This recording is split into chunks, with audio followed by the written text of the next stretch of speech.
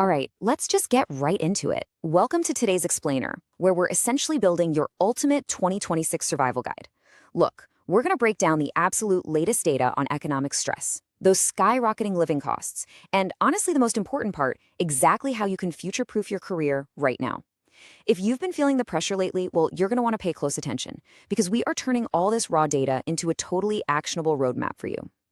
Okay, so here's the game plan. We'll start with the 2026 stress test, look at the childcare squeeze, talk about building your safety net, dive into safe harbor investments, and wrap it all up with the future-proof job market.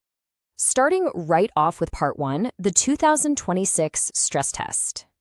Now, if you're feeling the pinch right now, please know you are absolutely not alone. Because the latest Motley Fool survey just revealed that a staggering 44% of Americans are reporting high or extremely high financial stress. Think about that for a second. That is almost half the country operating in this constant state of financial anxiety. And we're seeing this hit younger generations especially hard. And really, the root of all that anxiety? It's pretty clear. Inflation remains the undisputed heavy hitter here at 38%. It's heavily impacting younger folks and lowered income earners because, frankly, their wages just haven't kept pace with the soaring costs of basic everyday necessities.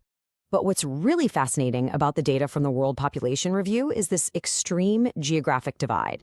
A massive chunk of this financial stress depends entirely on your zip code. I mean, look at Hawaii. Housing costs there are over 3 times the national average. Meanwhile, Mississippi sits way below the baseline. It just goes to show that this cost of living crisis we hear so much about, it's incredibly localized. It's like living in 2 completely different economies. But here's the real kicker. Even people making great money are feeling it. Suze Orman has this great quote that perfectly captures the psychological reality right now. She points out that even high earners, we're talking 38% of people making over 6 figures, are highly stressed. As she says, this is fundamentally about trusting your financial resilience.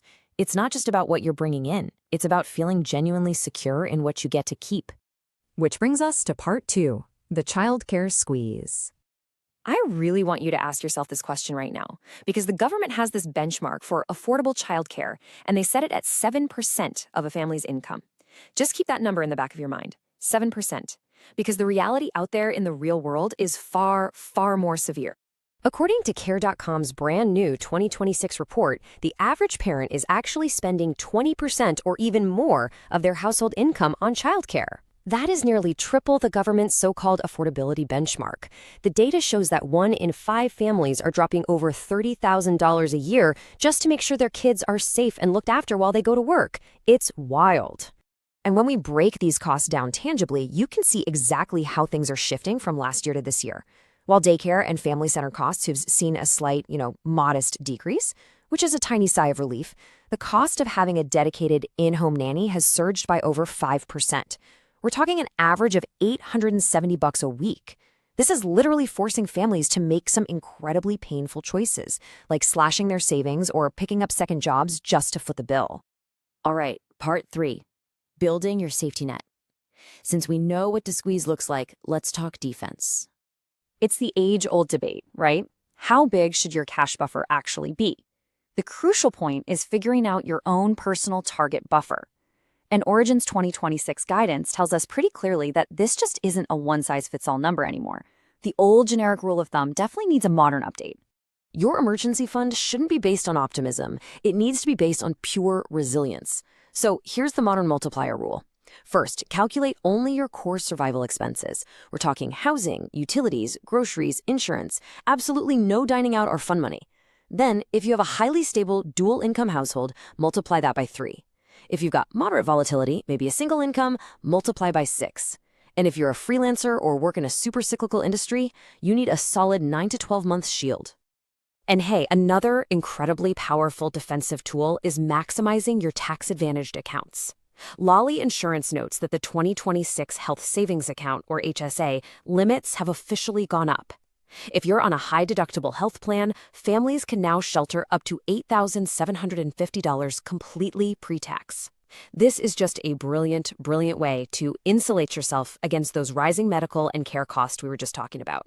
Moving on to part 4, safe harbor investments. because once you've built that cash shield, you need a smart place to park it. Let's demystify Treasury bills for a second, drawing straight from Treasury Direct. T-bills sound kind of boring, but they are highly stable, short-term, marketable securities. They're backed by the U.S. government, which means your principal is exceptionally safe. Plus, and this is a massive bonus, the interest you earn on them is totally exempt from state and local taxes. That is a huge deal if you happen to live in a high-tax state like New York or California. And honestly, the mechanics are surprisingly simple. First, you buy the bill at a discount. You can literally start with a minimum of just $100. Then you hold it for your chosen term, anywhere from a quick 4 weeks up to 52 weeks. When that term ends, the government pays you the full par value. That difference between what you initially paid and what you get back, that's your interest. It's pretty much the perfect vehicle for a 6 to 12-month emergency fund. And finally, Part 5, the future-proof job market. Let's switch from financial defense to career offense. Data from CCI Training and Fox Business highlights this massive, sustained growth specifically in healthcare roles. Look at these numbers.